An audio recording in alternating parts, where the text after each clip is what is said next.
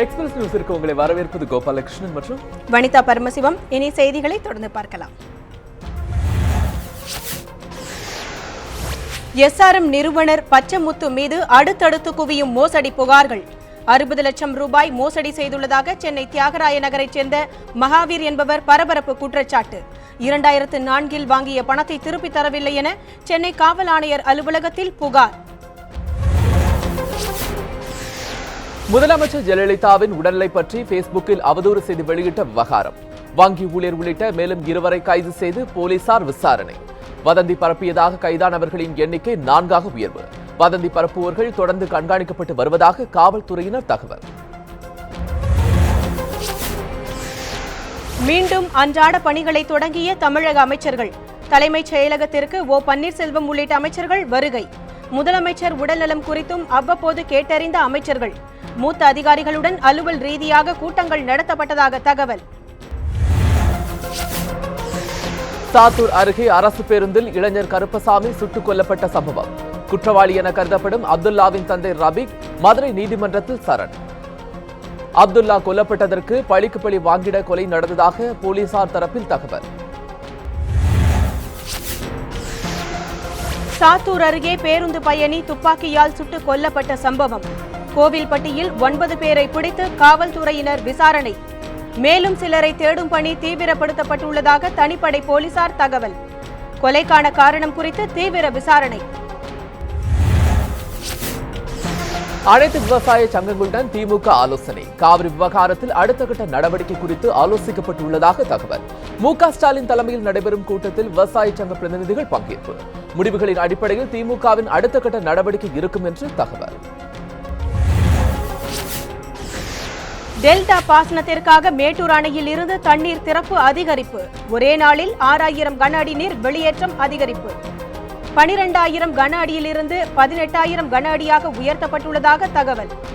அணையின் நீர்மட்டம் 68.78 அடியாக குறைந்தது. நீர் திறப்பு அதிகரிக்கப்பட்டுள்ளதற்கு விவசாயிகள் வரவேற்பு. கடைமடை பகுதிகளுக்கு சென்று சேராத மேட்டூர் அணை நீர் நிவாரணம் வழங்க வலியுறுத்தி திருவாரூர் அருகே விவசாயிகள் சாலை மறியல் போராட்டம். திருவாரூர் மாவட்டத்தை வறட்சி மாவட்டமாக அறிவிக்கவும் கோரிக்கை. காவல்துறையினரின் சமரசத்தை அடுத்து கலைந்து சென்ற விவசாயிகள். காவிரி நதிநீர் பிரச்சனையில் மத்திய அரசு தமிழகத்தை திட்டமிட்டு வஞ்சித்துள்ளது. நாம் தமிழர் கட்சியின் ஒருங்கிணைப்பாளர் சீமான் குற்றச்சாட்டு. ஓ பன்னீர்செல்வத்திடம் முதல்வரின் இலாக்காக்கள் அளிக்கப்பட்டுள்ளது வரவேற்கத்தக்கது எனவும் பேச்சு. காவிரி மேலாண்மை வாரியம் தாமதமாவதற்கு கர்நாடக சட்டப்பேரவை தேர்தல் காரணமா? தமிழக அரசியல் கட்சிகளின் குற்றச்சாட்டுக்கு பாஜக மாநில தலைவர் தமிழிசை சவுந்தரராஜன் மறுப்பு. தமிழர்களுக்கு எதிராக மோடி அரசு செயல்படுவதாக எழுந்துள்ள விமர்சனங்களுக்கு கண்டனம். இணையம் வர்த்தக துறைமுகம் வந்தே தீரும். மத்திய இணையமைச்சர் பொன் ராதாகிருஷ்ணன் திட்டவட்டம். தமிழகத்திற்கு விரோதமான விஷயங்களை ஒருபோதும் மத்திய அரசு செய்யாது எனவும் உறுதி.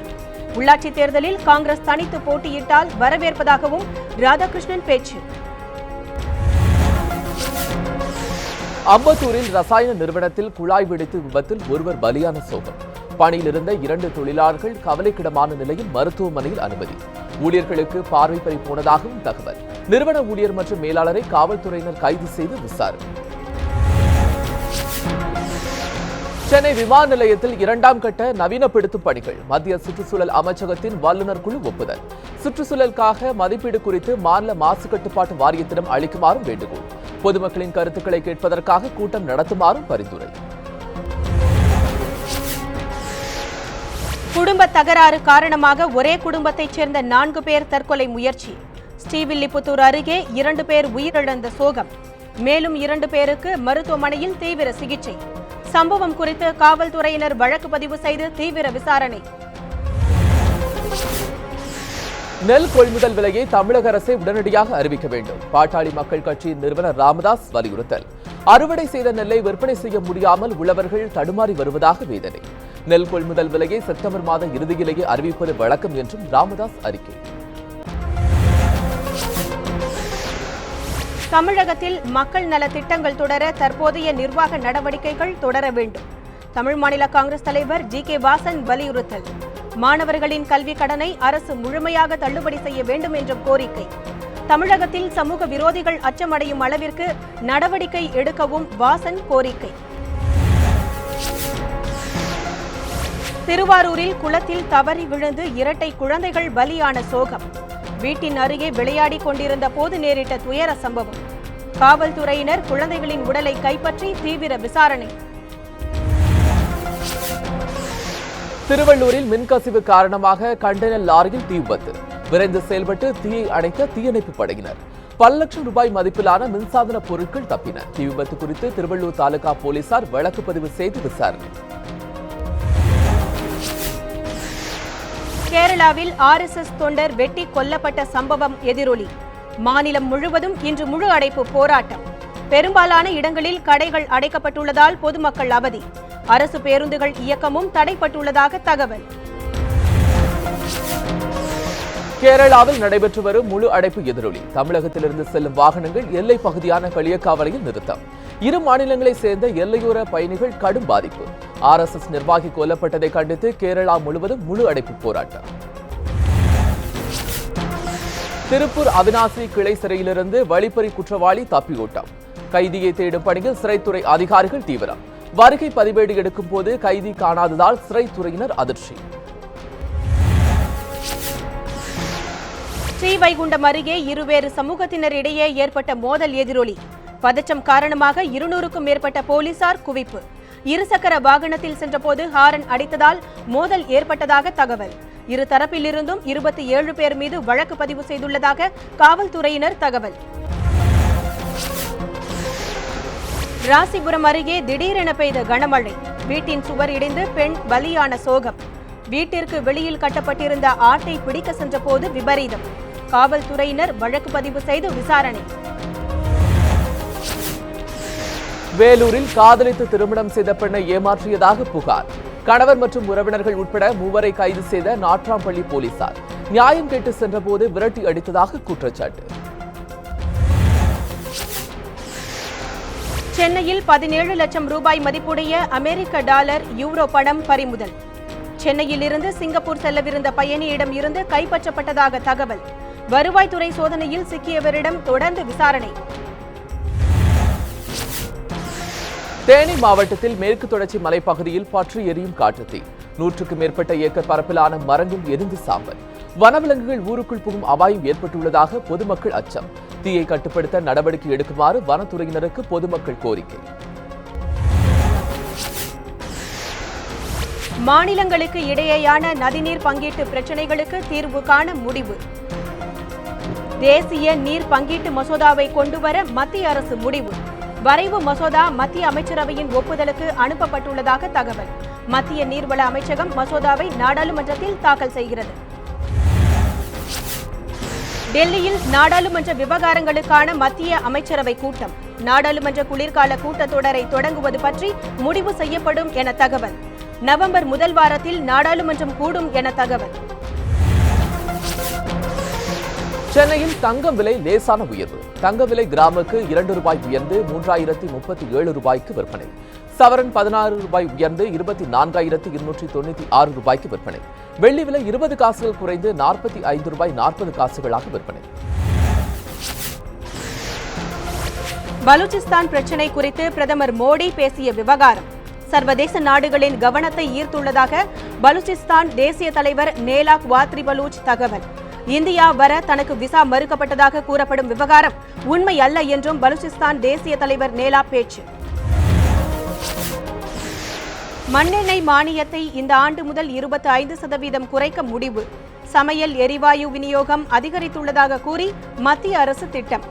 மண்ணெண்ணெய் விநியோகம் நடப்பாண்டில் மேலும் 17% குறையும் என நம்பிக்கை. விரைவில் 11 இலக்க மொபைல் எண்கள் அறிமுகம். மத்திய தொலைத்தொடர்புத்துறை அமைச்சகம் முடிவு. வாடிக்கையாளர்களின் எண்ணிக்கை அதிகரித்து வருவதை அடுத்து நடவடிக்கை. செல்போன் நிறுவனங்களுக்கு 10 இலக்க எண்களை அளிப்பதில் விரைவில் சிக்கல் ஏற்படலாம் என்றும் தகவல்.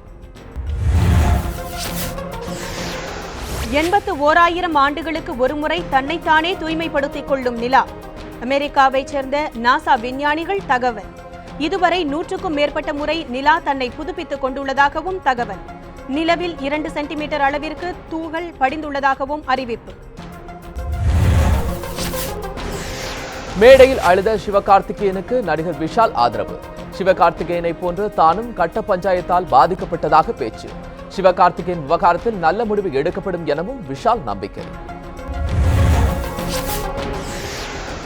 தமிழில் ரீமேக் செய்யப்படும் பாலிவுட் திரைப்படம் NH10. அனுஷ்கா சர்மா கதாபாத்திரத்தில் நடிகை த்ரிஷா நடிப்பதாக தகவல். இதுவரை அதிகாரப்பூர்வ அறிவிப்பு வெளியாகாததால் குழப்பத்தில் ரசிகர்கள். விஜய் நடிக்கும் பைரவா படத்தில் இணையும் ரெக்க நாயகி. பைரவா படத்தின் முக்கிய கதாபாத்திரத்தில் மலையாள நடிகை சிஜா ரோஸ் முக்கிய வேடத்தில் நடிப்பதாக தகவல். படத்தின் படப்பிடிப்புகள் விரைவில் முடிவடையும் என எதிர்பார்ப்பு. பாலிவுட் பிளாக் பஸ்டர் குயின் திரைப்படத்தின் 2ஆம் பாகத்தை இயக்க முடிவு. குயின் திரைப்படத்தின் தயாரிப்பாளர் தரப்பு தகவல். கதை உருவாக்கம் தொடங்கியதும் அதிகாரப்பூர்வ அறிவிப்பு வெளியாகும் என்றும் எதிர்பார்ப்பு. குயின் 2 படத்தின் 2ஆம் பாகத்தில் கங்கனா ரனாவத் நடிப்பார் என்றும் தகவல். பாலிவுட்டில் வெளியான மிர்ஷ்யா படம் சரியாக உருவாக்கப்படவில்லை. இசையமைப்பாளர் சங்கர் மகாதேவன் விமர்சனம். படத்தின் இசையை அனைவரும் பாராட்டுவதாகவும் பேச்சு. மிர்ஷ்யா படத்திற்கு இசையமைத்துள்ளனர் ஷங்கர் இசான்லாய். தான் எழுதிய 2வது புத்தகத்திற்கான முகப்பை வெளியிட்டார் ட்விங்க்லிங் கண்ணா. சிறுகதை தொகுப்பிற்கு the legend of Lakshmi Prasad என்று தலைப்பிடப்பட்டுள்ளதாக அறிவிப்பு. புத்தகத்திற்கான முன்பதிவு நவம்பர் முதல் வாரத்தில் தொடங்கும் என்றும் தகவல். தோனி படத்தை தொடர்ந்து மற்றொரு வாழ்க்கை வரலாறு திரைப்படத்தில் நடிக்கிறார் சுஷாந்த் சிங். பாராலிம்பிக் வீரர் முரளிகாந்த் பெட்காராக நடிக்க உள்ளதாக தகவல். 1972ஆம் ஆண்டு ஜெர்மனியில் நடந்த பாராலிம்பிக் போட்டியில் தங்கம் வென்றவர் முரளிகாந்த். இந்திய திரைப்படங்களில் நடிக்க தயாராக உள்ளேன். ஹாலிவுட் திரை நட்சத்திரம் டாம் ஹாங்க்ஸ் விருப்பம். அமெரிக்க மக்கள் ரசிக்க வேண்டிய ஏராளமான விஷயங்கள் இந்திய சினிமாக்களில் புதைந்து கிடப்பதாகவும் புகழாரம். ஹாலிவுட் நடிகர் ஜிம் கேரி மூலம் கேத்ரினா ஒயிட்டுக்கு பால்வினை நோய்கள் பரவியது. கேத்ரினா ஒயிட்டின் தாயார் பரபரப்பு குற்றச்சாட்டு. புகாரின் அடிப்படையில் ஜிம் கேரி மீது வழக்கு பதிவு. ஜிம் கேரியின் காதலியாக இருந்தபோது மர்மமான முறையில் உயிரிழந்தார் கேத்ரினா ஒயிட். கூகுள் நிறுவனத்தின் புதிய ஆண்ட்ராய்டு APP 7.1 வரும் டிசம்பர் மாதம் பயன்பாட்டிற்கு வெளியிடப்படும் என்று கூகுள் நிறுவனம் தகவல். கூகுள் நிறுவன போன்களான பிக்சல் போன்களில் ஏற்கனவே ஆண்ட்ராய்டு நோட்கட் அறிமுகம். இரவில் கண்களுக்கு பாதிப்பு ஏற்படாத திரை உள்ளிட்ட சிறப்பு அம்சங்கள் உள்ளதாக தகவல். இத்துடன் எக்ஸ்பிரஸ் நியூஸ் நிறைவு பெற்றது.